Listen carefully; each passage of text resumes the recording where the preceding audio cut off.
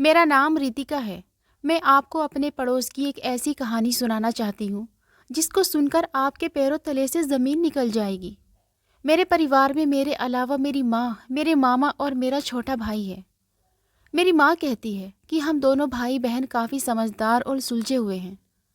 हमारे पड़ोस में एक सुनीता आंटी रहा करती थी। सुनीता आंटी की 3 बेटियां थी और उनका पति भी नहीं था, यानी कि वो विधवा थी। उनके पति की काफ़ी सालों पहले ही मौत हो चुकी थी।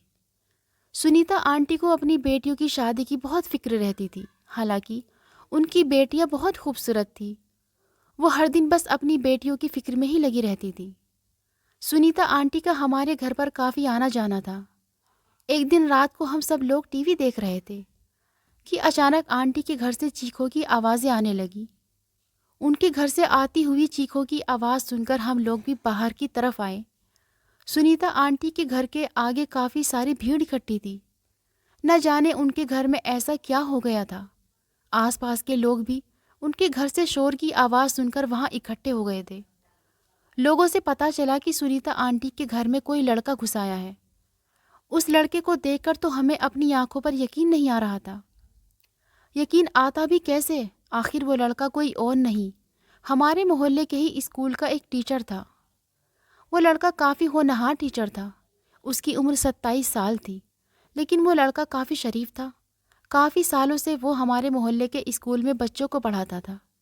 उसने तो आज तक किसी से बदतमीज़ी से बात भी नहीं की थी, मगर आज पहली बार सुनीता आंटी के घर में उसकी बेइज्जती होते हुए हमने देखा था। सब लोग उसको स्कूल का टीचर होने पर अफसोस कर रहे थे। लोग कह रहे थे कि रात के इस समय खाली अकेली औरतों के घर में आना ये कोई अच्छी बात नहीं है, और कोई कहता कि उसने बहुत घटिया हरकत की है। सभी लोग जमा हो गए और उस टीचर को बुरा भला कहने लगे। किसी ने ये नहीं देखा कि उस रात क्या हुआ था, जबकि वो लड़का अपनी नज़रें झुकाए हुए खड़ा था और कुछ बोल भी नहीं पा रहा था, जैसे कि वाकई उसने कोई बहुत बड़ी गलती कर दी हो। वो तो अपने वजूद पर भी शर्मिंदा लग रहा है। मुझे उस लड़के पर बहुत तरस आ रहा था। मैंने गौर से देखा तो उनकी आंखों में आंसू नजर आ रहे थे, लेकिन भीड़ की वजह से उन्होंने वो अपनी आंखों से बाहर नहीं आने दिया। उन्होंने किसी के भी सवाल का कोई जवाब नहीं दिया, बस सर झुकाकर वहां से चला गया। अगले ही दिन मोहल्ले के लोगों ने मिलजुल कर फैसला किया कि स्कूल के इस टीचर को स्कूल की नौकरी से निकलवा दिया जाए, मगर ऐसा होने से पहले ही वो गैरतमंद लड़का अपनी नौकरी छोड़कर उस स्कूल से चला गया था। उस रात सुनीता आंटी के घर से जिन चीखों की आवाज़ें आ रही थी, उसके पीछे की हकीकत कोई नहीं जानता था। बस मेरे दिमाग में एक ही बात घूम रही थी, और वो ये थी कि उस लड़के का सर झुकाकर वहाँ से चले जाना पता नहीं क्या हुआ था।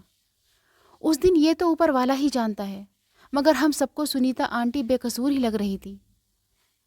एक तो वो विधवा थी और साथ ही उनके साथ 3 जवान बेटियां भी थी। 3 जवान बेटियों के साथ में रहकर जिम्मेदारी से चलना कोई आम बात नहीं होती। सुनीता आंटी के लिए भी ये सब कुछ बहुत मुश्किल था, मगर उन्होंने बहुत हौसले के साथ इसका सामना किया था। ऐसे ही धीरे धीरे बात यहाँ तक पहुँच गई कि अगले ही दिन सुनीता आंटी हमारे घर पर आई। सुनीता आंटी के चेहरे पर काफ़ी उदासी नजर आ रही थी।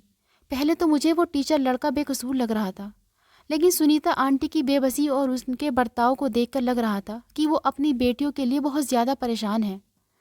सुनीता आंटी मेरी माँ से कहने लगी, बहन, अगर घर में जवान लड़कियां मौजूद हो तो उनकी माँ को अपनी बेटियों की बहुत ज़्यादा फिक्र लगी रहती है। उस टीचर को तो हमने बहुत नेक और बहुत ईमानदार समझा था। वो मेरी बेटी को पढ़ाने के लिए आता था, लेकिन उसने बहुत ही घटिया हरकत की। ये सुनकर मैं उन लोगों के पास से उठकर चली गई थी, लेकिन सुनीता आंटी की नज़र मुझ पर ही थी, मगर मुझे उनकी बातें सुनाई दे रही थी। वो मेरी माँ से कहने लगी कि बहन, अगर कोई रिश्ता तुम्हारी नज़र में हो तो मेरी बेटियों के लिए ज़रूर बताना। मैं अपनी बेटियों की जल्द से जल्द शादी करना चाहती हूँ। शादी होगी तो कोई उल्टी सीधी बात भी नहीं करेगा, इसलिए तो जवान बेटियां देखकर हर कोई मेरे घर की तरफ उंगलियां उठाता है, और मुझे ऐसा हरगिज़ भी बर्दाश्त नहीं है।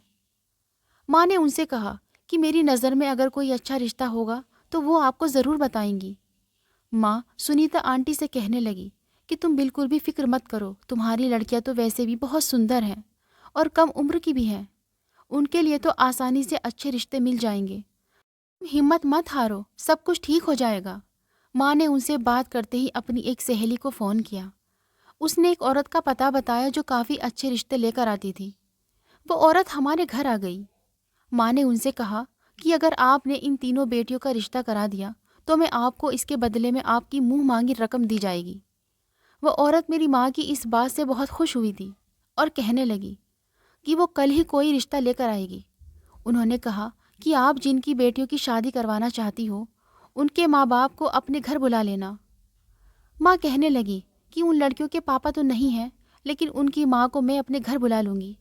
उन्होंने कहा ठीक है, आप उनको बुला लेना। मैं लड़कों की अच्छी अच्छी तस्वीर लेकर आऊँगी और उनमें से वो पसंद कर लेंगी जो रिश्ता उनको सही लगेगा। उसके लिए मैं आगे बात चलाऊँगी। उन्होंने कहा कि मुझे पैसों की परवाह नहीं है, आप लोग बहुत भले लोग लगते हैं, मैं कल आ जाऊँगी। उस औरत की बात सुनकर माँ को तसल्ली हो गई थी।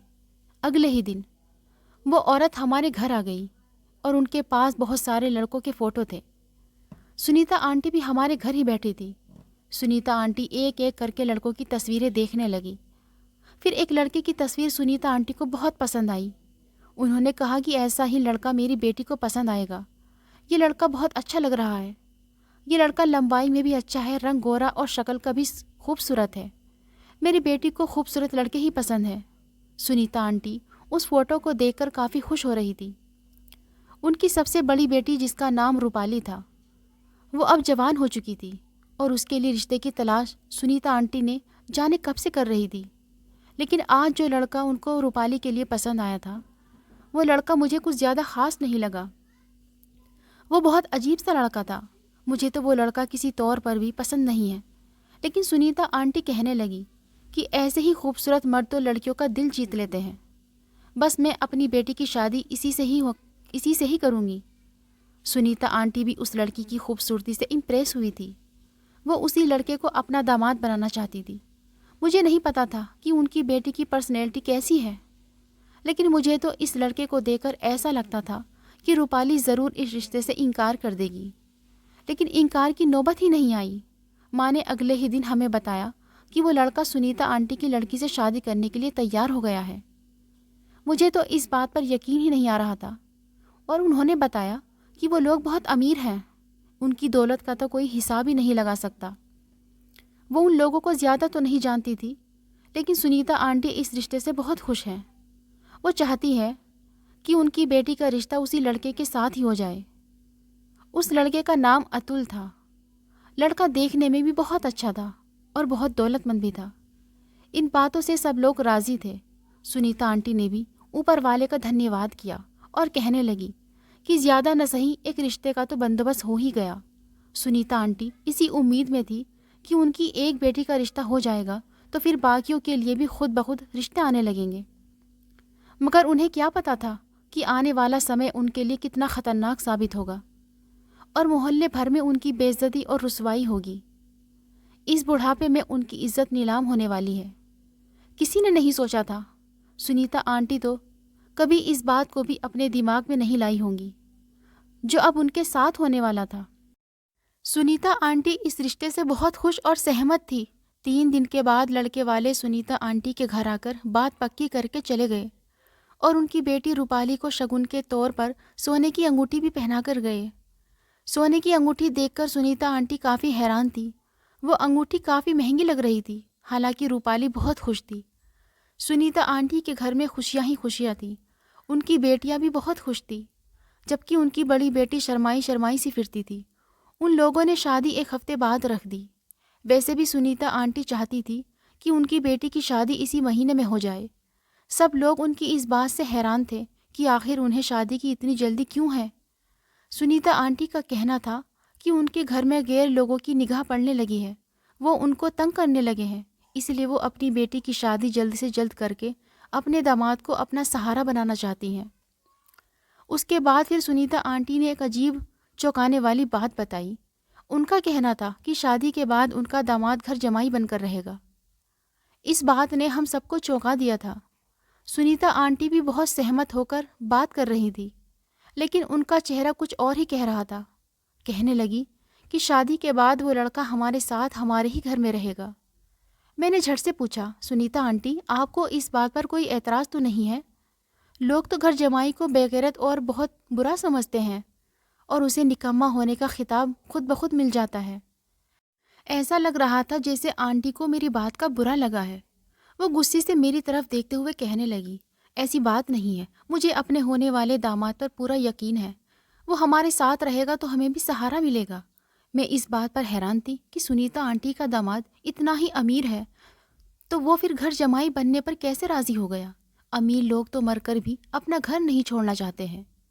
मैंने माँ से कहा कि आप आंटी को समझाइए। माँ कहने लगी, अगर हम उनसे ये बात कहेंगे तो वो हमारी बात का बुरा मान जाएगी।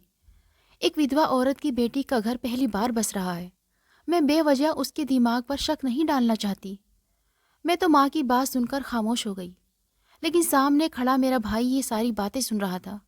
आज रात को आंटी हमारे घर मिठाई देने के लिए आई तो मेरे भाई ने उनसे ये बात साफ साफ कह दी कि सुनीता आंटी, आप इस रिश्ते से खुश तो हैं ना? चलिए, आपकी खुशी को किसी की नज़र न लगे, लेकिन एक बार लड़के वालों की जांच पड़ताल ज़रूर कर लीजिएगा।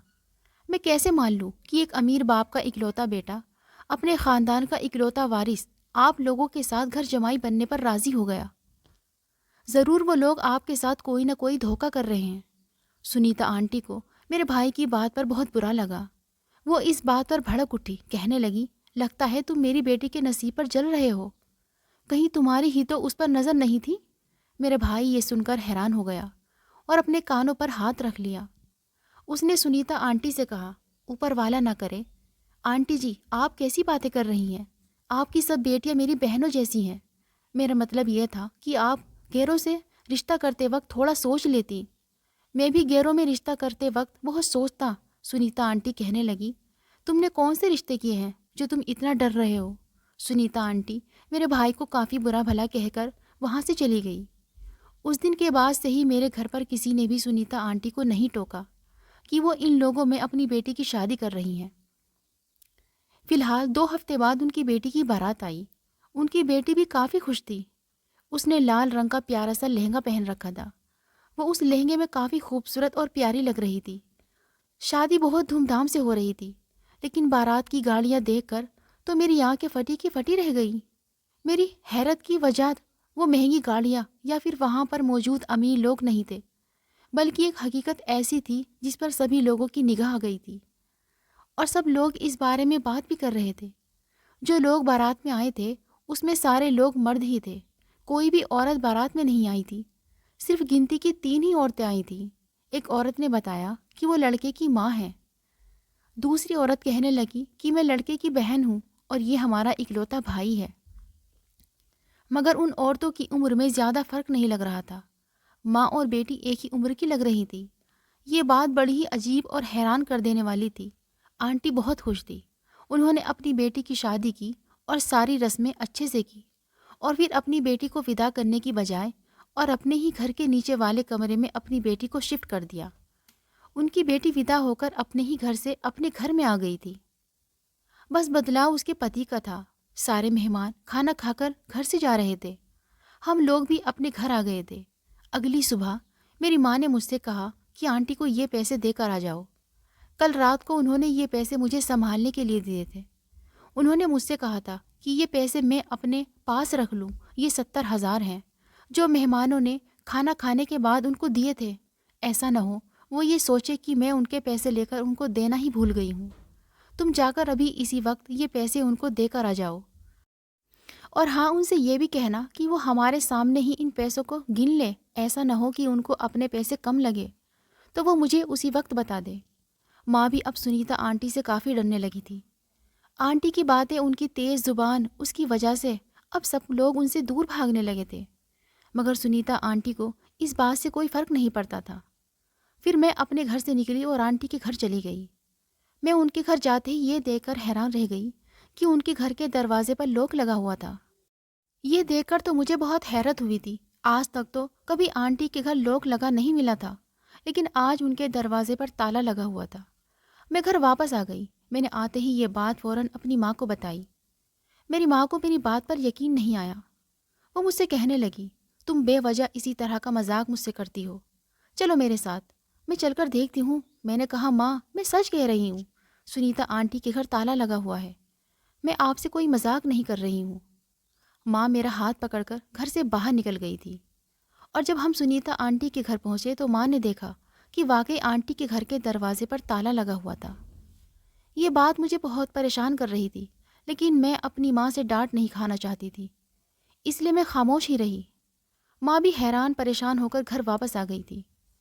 उन्होंने घर वापस आकर भाई को भी ये बात बता दी। भाई ने कहा कि ज़रूर उन लोगों ने इनके साथ कोई धोखा किया होगा, तभी तो शर्म की वजह से रातों रात इन लोगों ने ये मोहल्ला छोड़ दिया होगा। मगर ये लोग मोहल्ला कैसे छोड़ सकते हैं?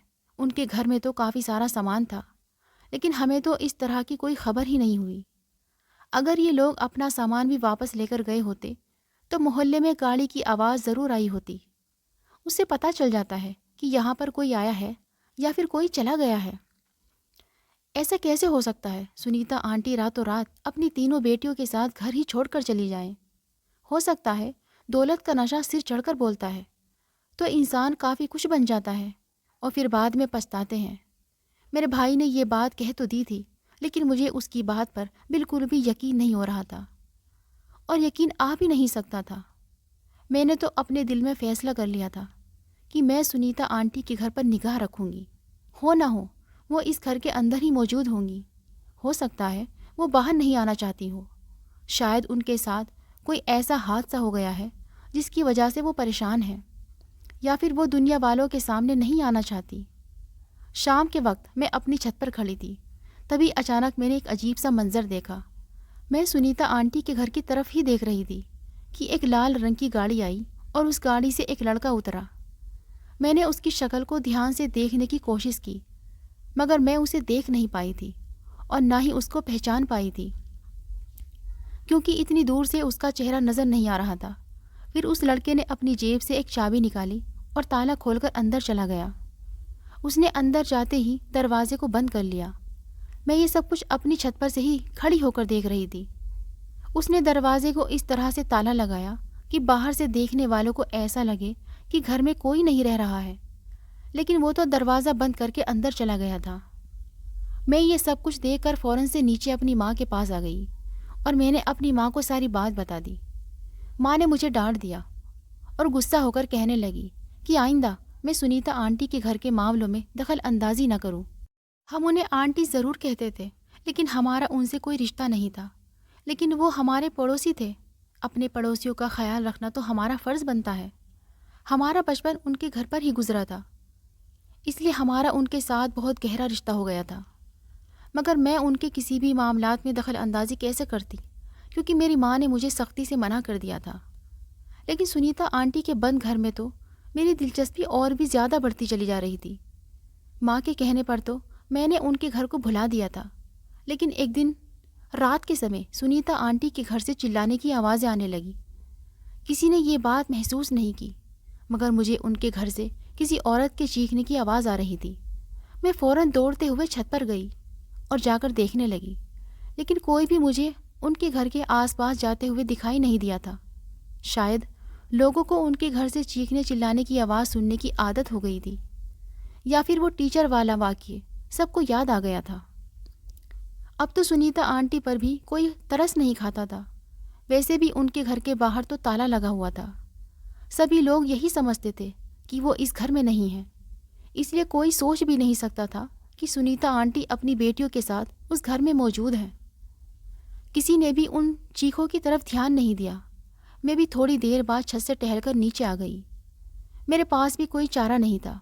आखिर मैं भी क्या कर सकती थी? अकेली तो मैं भी कुछ नहीं कर सकती थी।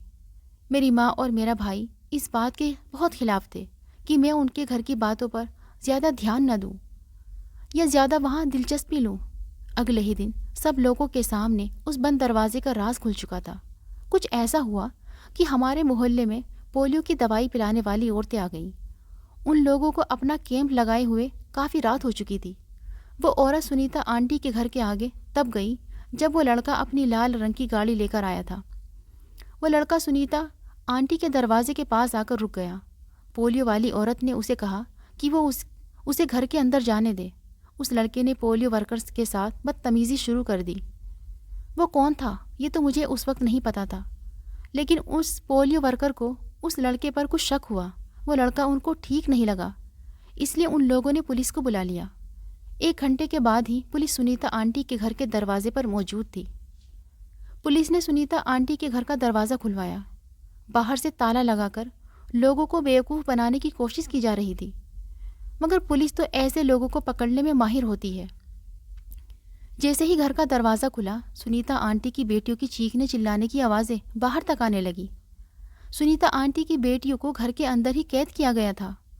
उन्हें ऐसा लगा कि कोई उनकी मदद करने के लिए आया है। तभी वो चीखती पुकारती बाहर आ गई। वो काफ़ी घबराई हुई थी। सुनीता आंटी की शक्ल देखकर तो ऐसा लग रहा था जैसे उन्होंने काफ़ी दिनों से कुछ खाया पिया भी नहीं है। हम लोग ये सब कुछ देखकर हैरान हो रहे थे कि उन्हें आखिर हुआ क्या है। पुलिस की मदद से सुनीता आंटी और उनकी तीनों बेटियों को बचा लिया गया। आंटी और उनकी तीनों बेटियां बहुत घबराई हुई थी। वो हमारे घर आकर बैठ गई।